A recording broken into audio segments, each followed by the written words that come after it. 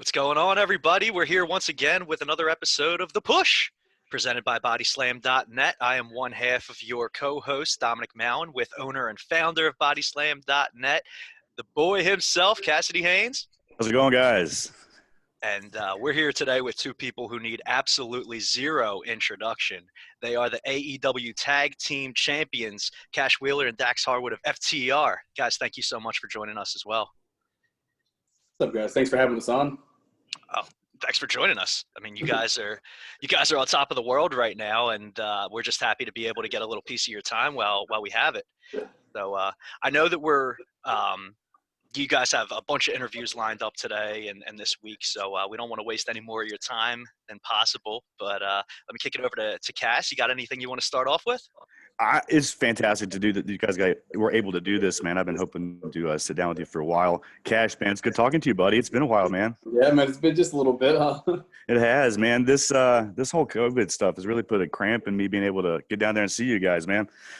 You showed up right after I think my last show. I went to Revolution. I'd been pretty much there every month before this, and so I haven't been able to see you, man. Yeah, that badass punching bag back there, huh? Thanks, man. Yeah, part of me. Got my you recognize my shirt here, Tracer X shirt from Asheville. I'm representing us, man. Okay. Yeah. Guys, is it just me, or is it ever since it came out, ever since you guys jumped on the scene from Asheville, North Carolina, every single wrestler in the world wants to be from Asheville, North Carolina now? Is it just me, or I feel like I think it's because we've put it over so much. I mean, this place is beautiful. I wish you could see my. Can you kind of see oh my goodness, I can. I don't know, off my. Try to do the same off my porch, but I got some mountains here for us too, man.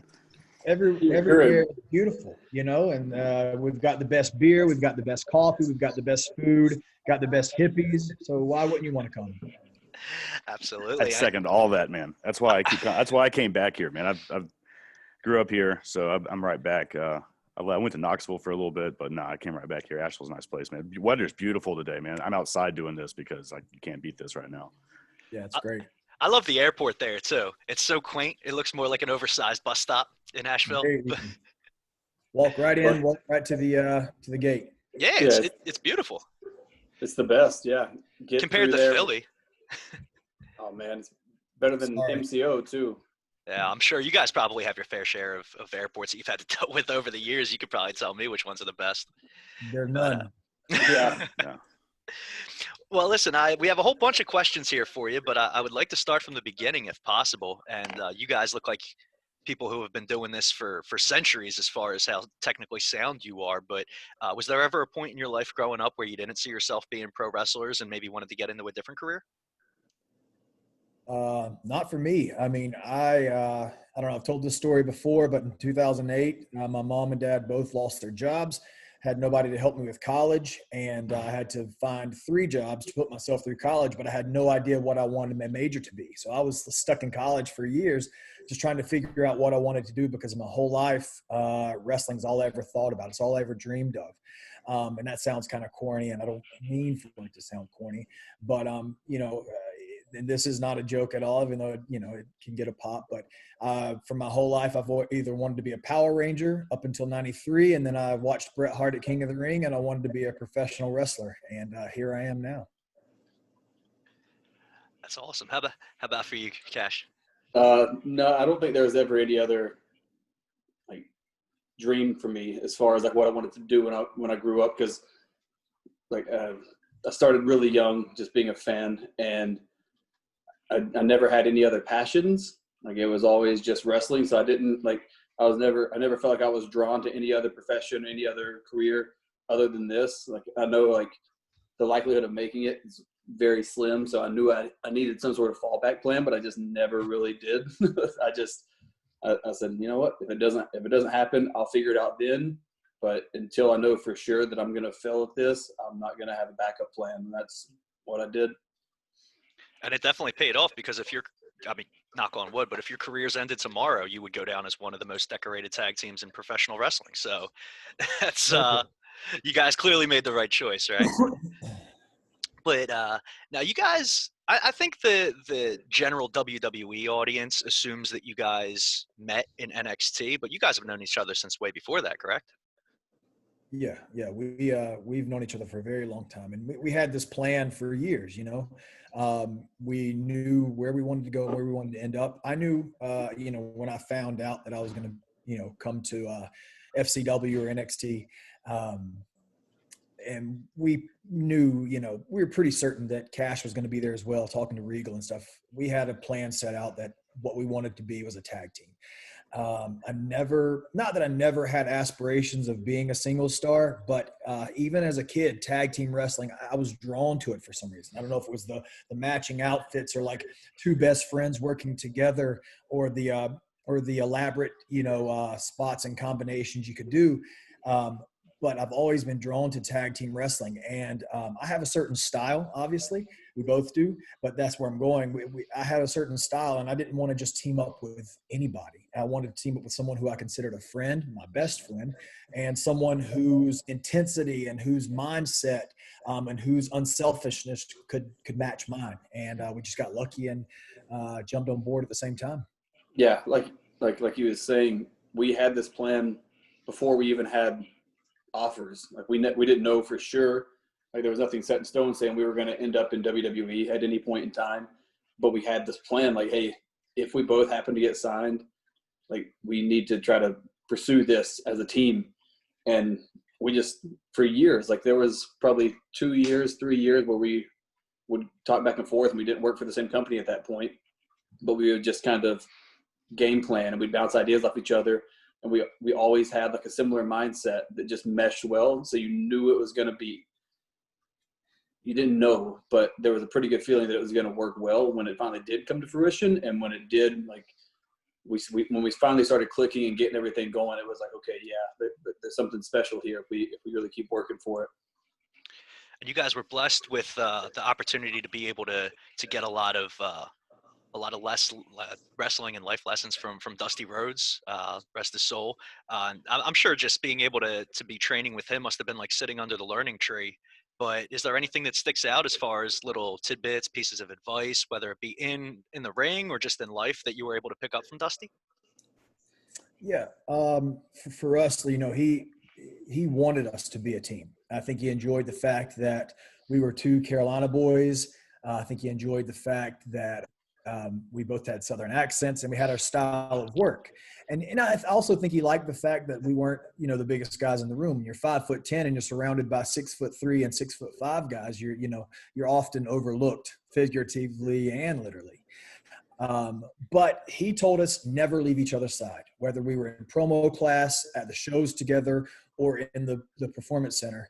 Never leave each other's side. Be seen together all the time so that people can see what I see just on the surface. And then as far as things he taught us, he just taught us how to be conversational when we're speaking and when we're talking. Obviously, that translates over into your promos.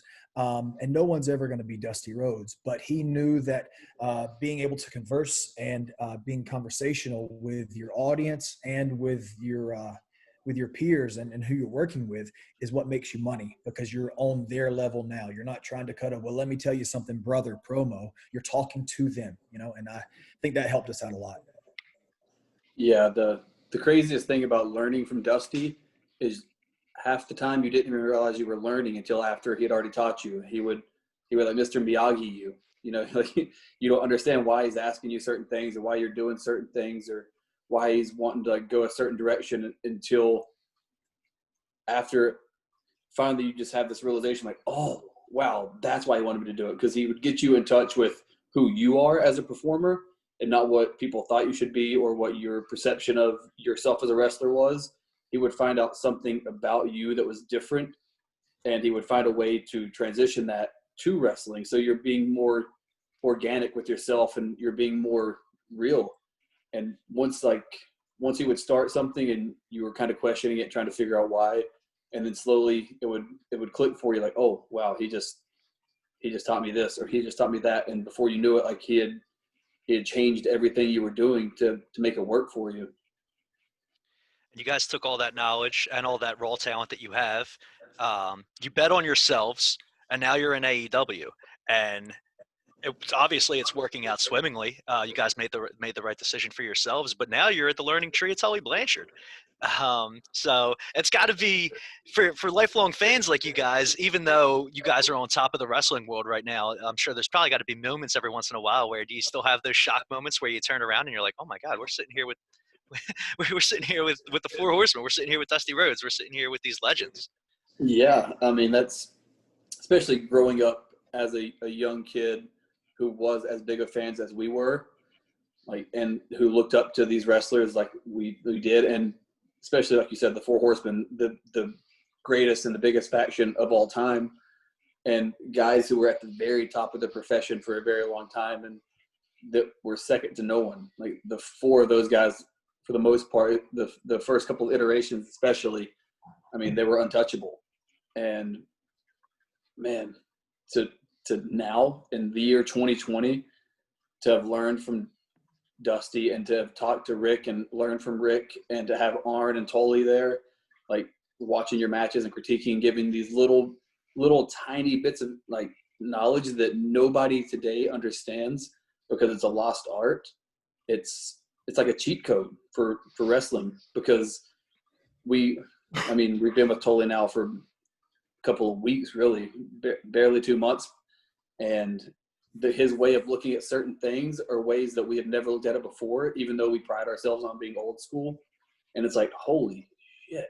Like, it just blows your mind, because he just has this way of looking at things to change the perception completely to something where it's like, oh, wow, like that changes everything and it makes it mean more. And so, yeah, it's pretty unreal. It's pretty like unreal.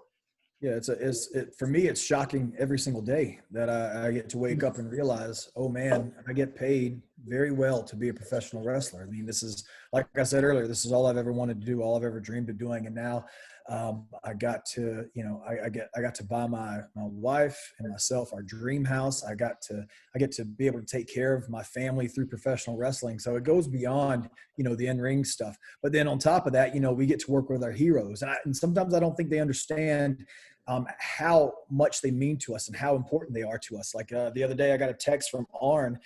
This was on Thursday after he'd watched our match with the Jurassic Express. And he said, I just watched the best team in the world put on a clinic. Awesome story. Pass the word for me. Jungle Boy got elevated. Proud of you guys. And I said, Arn, this means the world to me. Seriously. My hero is my fan. And I don't think they understand how much of an impact they had on our lives. I mean, we weren't just wrestlers who, or fans that bought merch and sat in front of the TV and then turned it off and, went about our day. They impacted our lives every single day. And so, yeah, to have our heroes be fans of ours and talk about us in that light, it's pretty awesome. Yeah, they literally shaped our lives from the time we were kids until now, and they're doing it even more so now. So that's wild to me. That's such a beautiful response too, because really when it comes down to it, the only things that matter are being able to provide for your family and being able to enjoy the work you do. So the fact that you guys are being able to experience both, being able to provide for your family and just genuinely love the work you do every day, not to mention all of your fans that love it. I mean, Cass and I were thrilled to be able to get this, but you both mentioned Arn Anderson in addition to Tully Blanchard, and you're probably sick of getting this question from fans at this point. Bet we're not. Okay, so you already know it's coming, though. Is there any chance that we could see a little team up, and whether it be with you guys and Cody or just Tully and Arn teaming up and you guys getting the benefit of both of them? Is that something we could see down the line? Yeah, absolutely. I mean, we work for the same company, so there's nothing out of the realm of what's happening. It's obviously the Four Horsemen question. Everybody's asking the Four Horsemen question. Who's going to be, the new Four Horsemen? Well, you ask Arn and Tully and Rick that, and they're going to tell you in every iteration of the Four Horsemen, they tell you is with FTR, and they know where the talent lies, and that's because we copied all of their stuff. So it's kind of a flattering thing for them to be able to say us, because it's them and a new generation. But with Cody, of course, we would love the team with Cody and Arn and bring back Arn and Tully. But, right now, I'm speaking for both of us. I hope that's okay. But right now, our focus is our focus is on our legacy and what we want to do. We left one company to come to another to build our legacy. We knew if we built our legacy and reached a certain pinnacle of professional wrestling, the money would follow, and it has. But for now, we want to, like I said, we want to focus on our relationship with Tully being the best tag team in the world, and making tag team wrestling mean something. That was our driving force for coming here and leaving the other places, because we felt like there was a, I don't mean this as a bitterness or, a slight at the other company, but we felt like there was a glass ceiling for tag team wrestling. And we wanted to do more than sit in catering and collect a paycheck, basically. We wanted to build that legacy, become the pinnacle of tag team wrestling, take tag team wrestling and be the main event scene. And then on top of that, the money should follow. Yeah. I mean, obviously, like you said, there's been a lot of questions about, will there be another Four Horsemen style group? Who would be in it? And it's a lot of fun to think about and to fantasy book those types of things, because who knows, like it's pretty unpredictable right now where things might go. And we're not really looking that far ahead. Like Dax was saying, right now we are really focused on rewriting our story and our legacy, because I don't ever want to sound bitter about WWE because they gave us so much. But like when people ask us questions about our experiences there, we're going to give you our honest answers, and it's not always going to be positive. But at the end of the day, they gave us so much that we should be thankful for, and they gave us these opportunities, and they gave us like a platform for us to make our name. And now like we can use that to go out and, like you said, bet on ourselves. And we want to leave our legacy in the wrestling business and for it to go down as hopefully the greatest tag team to ever do this, because we respect it that much and we love it that much, and it means that much to us. Like, it's not just about the paycheck. It's not just about where you apply your trade. It's about how well you do it and the amount of pride you put into that. And we put a lot of pride into what we do. So maybe down the road there'll be some other iteration of it. Who knows? But right now we want to be the absolute best tag team on the planet. We want to take the AEW tag team titles. We want to put them on a pedestal that no one can touch, and we want to make it the main event. We want to make it the biggest money drawing thing for AEW, and hopefully, that brings and inspires others to do the same. And you guys have mentioned it a lot. It's insane to think that in such a short amount of time, you guys have already accomplished as much as you have, and you're still so young, but you're already at that point in your career where part of the point is putting over younger teams, which is wild to think. You know what I mean? I consider you guys a young team, and yet here you are being at the top of the mountain trying to get these other guys over. But in AEW, where there's no shortage of tag teams, do you have any guys in the back of your mind that maybe are underrated on the national stage that you think are better than the amount of credibility that they're getting, or you think that they should be getting more screen time? Well, to go back to what you said, about us still being a young team, and putting over, or getting over the younger teams, is that goes without saying. I mean, it has nothing to do with age. You know what I mean? That's what wrestling is about. It's about getting everyone over. I mean, there's a time where you have to get over, and there's a time where someone else has to get over. But when the money time comes, when the money match comes, and when ratings are determined, and buy rates and ticket sales and things like that, you make each other, and I think that got lost somewhere in translation with professional wrestlers.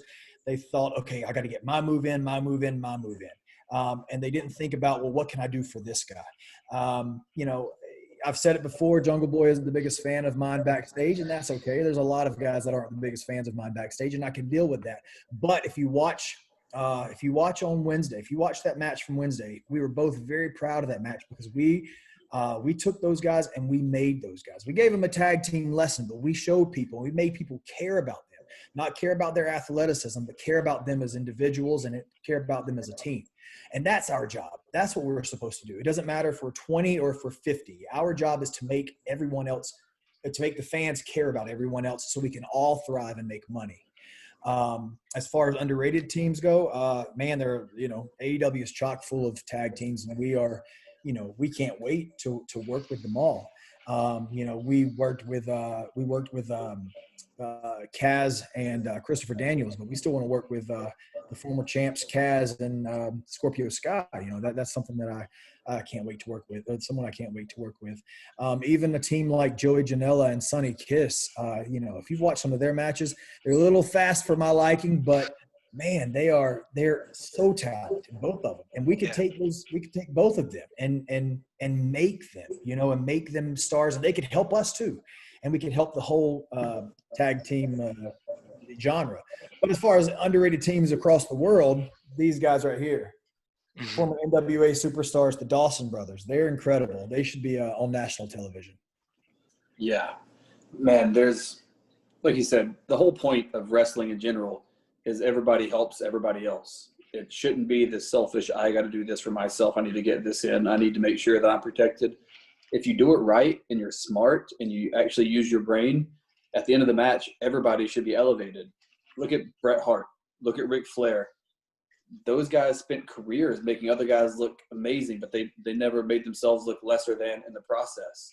Ric Flair, anybody he would step in the ring against, and this is no slight to George South, because George South is an amazing wrestler and he's taught us both so much, but he would work with George South and make George South look like a credible threat when people really didn't believe that he was going to leave as the champion. But he did the same with everybody he ever stepped in the ring with. It's beautiful the way he was able to do that and elevate his opponents, because they hated him so much, even though they knew his talent, that they wanted the other guy to win. And he knew his place and he knew how to do it.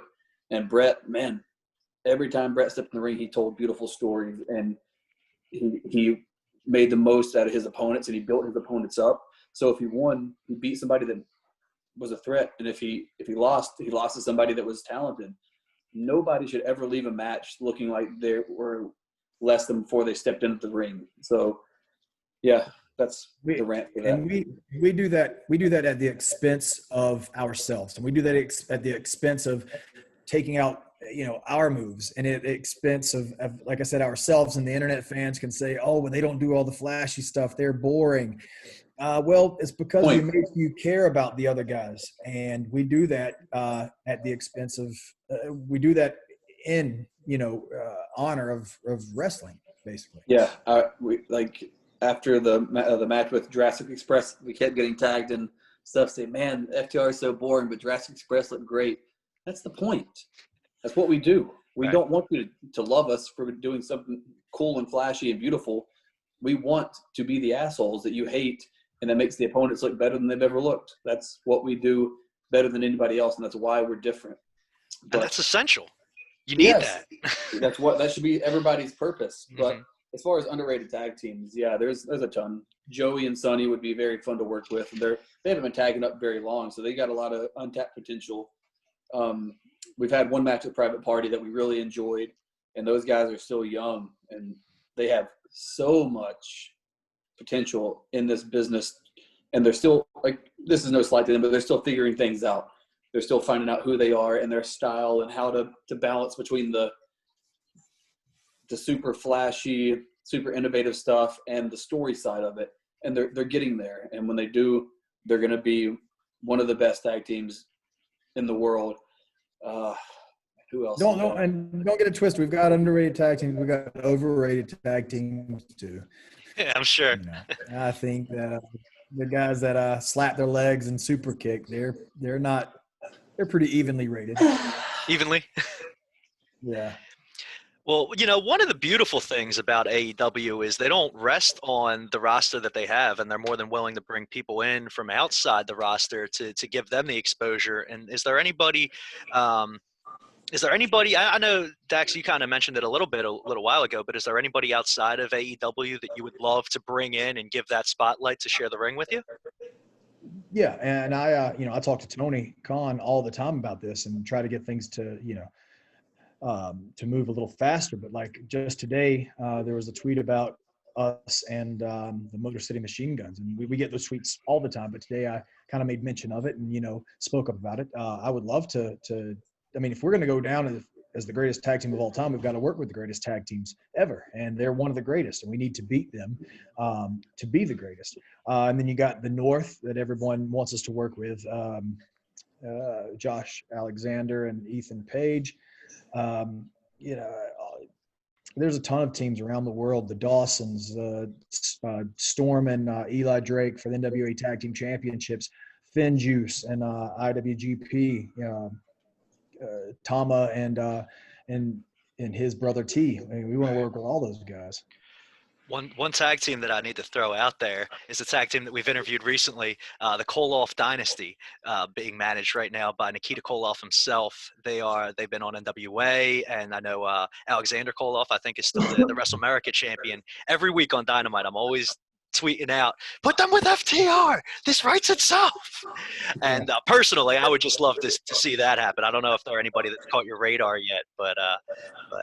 Yeah, I've heard of them, and they've got Nikita in their corner, but Nikita's a shell of his former self. He don't want to get in anything with us. And Tully at 65 years old, Tully will handle Nikita easy. Yeah, he doesn't look like anybody I want to mess with at any age. No. But okay, so pretty much any and all, as far as you guys are concerned, it sounds like there's nobody that you want to shy away from.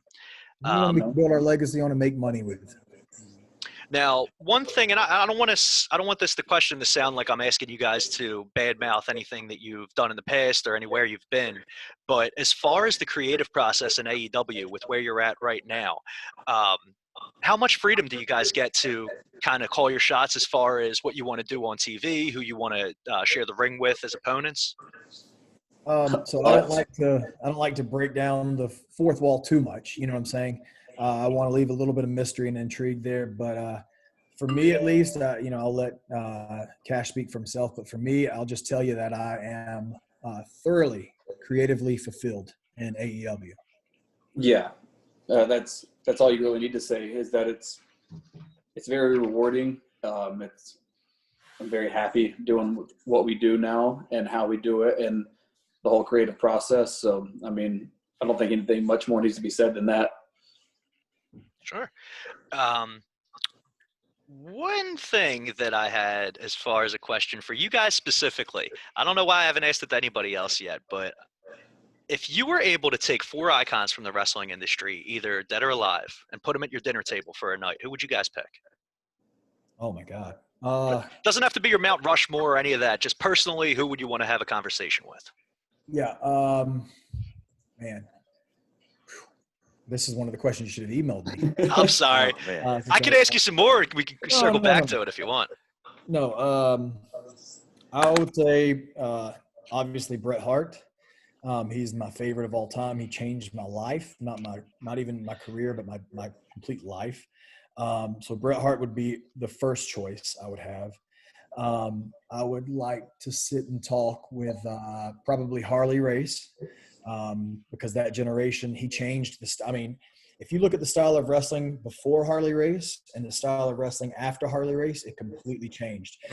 He brought that not that obviously he wasn't doing, flips and stuff like that and dives, but he brought in high spots and made him more of a commonplace.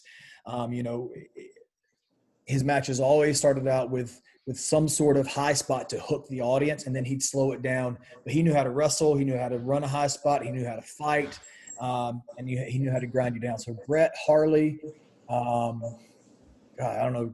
Cash, if you know anybody else, go ahead. I would throw in maybe Eddie Guerrero and Terry Funk, something like that. It's just, man, there's so many people to choose from. I'd have to have an entire restaurant. So I don't know if I could do just 4. That's okay. You guys are pretty much located in one spot right now with the shutdown and everything that's going on with COVID. So all of your tapings and all of that's pretty much exclusively out of Jacksonville now. But when everything opens back up and you get back on a touring schedule, are there any towns that you guys are especially excited to be able to get back to and travel to? A lot of them. Chicago is always a very fun one. Milwaukee is always like a very underrated wrestling city for me. Like I enjoy that place a lot, and the crowds have always been a lot of fun.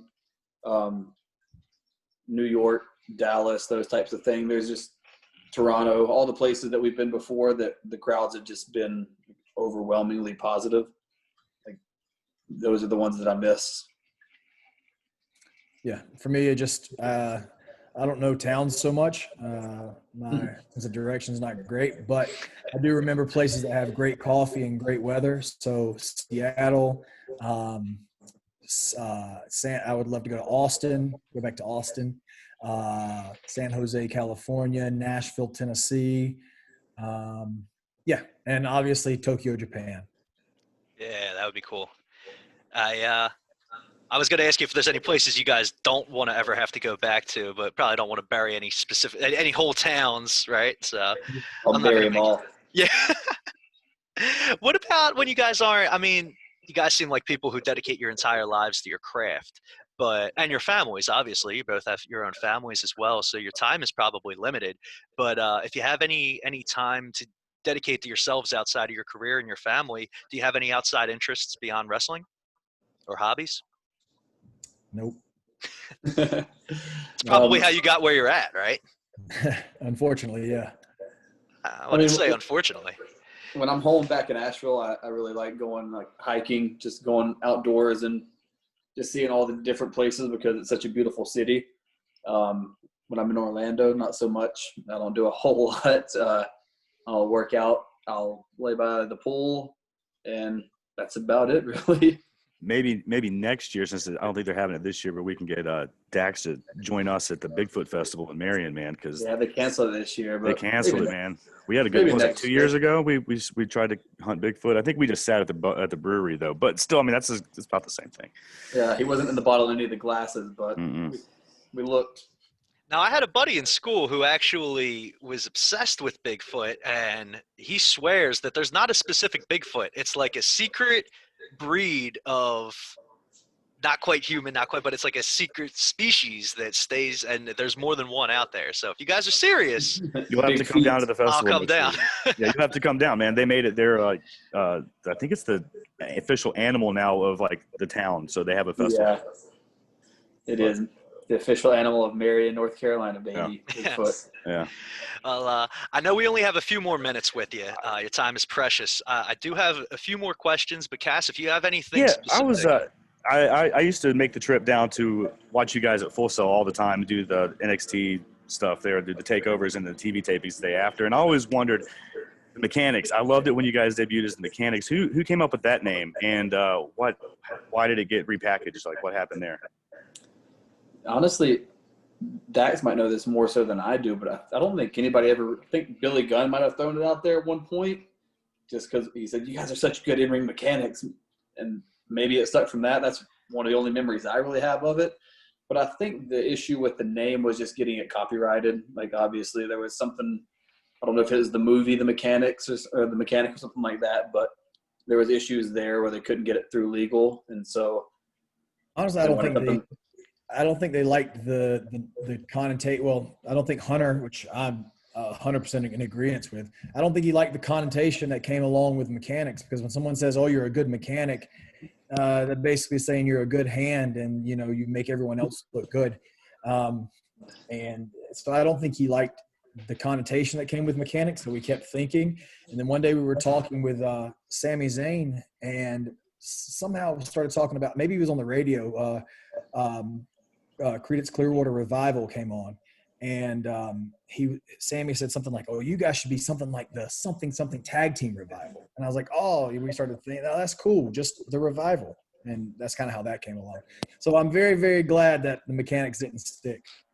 Yeah, I was never really a fan of that name anyway, so yeah. I'm glad that the revival was something we got to come up with, and like we were able to put a lot of thought into it before we decided on it. But mechanics was there for at least one show. Yeah, I was at that one then. If there was only one show, I happened to be at that then, because I remember those days, or that one day maybe. I don't know. I think it was just one. Maybe a dark match or two, and then some live events. We were called the Mechanics, but yeah, that was about it. We did one TV match against Bull and Mojo as the Mechanics. Our first NXT TV match. I have one question that is solely – I always have to have one food-based question on every interview. And you guys are both from the Carolinas, but you've been all over the world. Is the best barbecue really in the Carolinas? And Yeah. is the Carolina style really the best pulled pork? So Yes. are you from New York? He's Philly, man. I'm from Philly. Why do I give that New York accent? No. Just because an interviewer asked Brody. us something like this, recently, and apparently they had just interviewed Brody Lee, and Brody Lee said the best barbecue was in New York. And that doesn't compute to me at all. But yeah, the best barbecue is North Carolina. There's two different types of barbecue. There's an Eastern and a Western type of North Carolina. One's vinegar based and one is barbecue based, and they're both incredible. Mm-hmm. Yeah, Which I'm do a you barbecue prefer? based guy. Are you? Yeah, I'm Western, so I don't like the vinegar. That's down east, man. I like the. Yeah, so East is where I grew up. I grew up Yeah. at the beach, and that was the Okay. vinegar style. Mhm. The Western is the barbecue based, and they're both the same. I mean, not the same. They're both equal to me. It just depends on my taste of the day. Yeah, what you kind of There's in the a- mood for? There's a place in Asheville called 12 Bones that has ridiculously good barbecue. So if you're ever around that area, go check it out. I feel like I've heard of that place, either maybe from Cass or while I was down in that area myself. Maybe somebody told me about Obama always stopped in on his visits, and they would be lined up out the door. Yeah. Yeah, it was like a presidential stop every time when he was in town too. So Yeah. I have just one more question, and then Cass, if you have any other questions, it's all you, baby. But guys, your career is you still have so much left to do before it's all said and done. But if you were to look back on your career as it stands right now, would you be able to say that you have one iconic rivalry or set of matches with another team that stands out to you as maybe retrospectively your favorite, or the ones that set the bar for your career? Or is it too hard to tell this early in your career? A set of matches. I mean, we had a trilogy of matches with DIY and American Alpha. With American Alpha, to me, this is no slight to the DIY, but with American Alpha, the matches were just on a different level. And patting myself on the back, both of us on the back, and I'll do it with pleasure.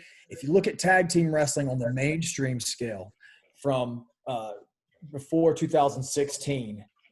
It was two guys coming in. They were doing their individual moves, tagging out. The other guy does his individual moves, tagging out. Oh, here's the hot tag and all this stuff. If you watch from 2016 and beyond, tag team wrestling changed a little bit. People started utilizing the blind tags more. People started utilizing the heat more than just a time to get your moves in. They utilized the heat to build the baby faces. So I feel like after those matches, the course of tag team wrestling on the mainstream level changed. So my favorite matches are with DIY, but I think ultimately the angle and the program that we had with DIY, it outshines the alphas, and that's our legacy in the past. But AEW is a whole new chapter in a big long book. And I think that our biggest rival and our biggest matches and our best matches are to come. Yeah. As of now, I would say American Alpha, just because that trilogy was one that really changed the trajectory for our careers. When we first won the NXT tag team titles, everybody just assumed that we were transitional champs, that we were just kind of there just to fill a role to get them onto Enzo and Cass. And by the end of the trilogy with American Alpha, I feel like we had solidified ourselves and we had gotten into that conversation as the best tag team in the world that we weren't in before. So I think that one, like I said, it changed everything for us, starting with Dallas at the takeover where we lost the titles to them, to where we won them back, and then to the 2 out of 3 falls where we retained them before American Alpha went up to the main roster. I think it was just so the way they pushed us in the ring and the way they challenged us and vice versa. I don't think I've ever, as of yet, I've never felt anything like that.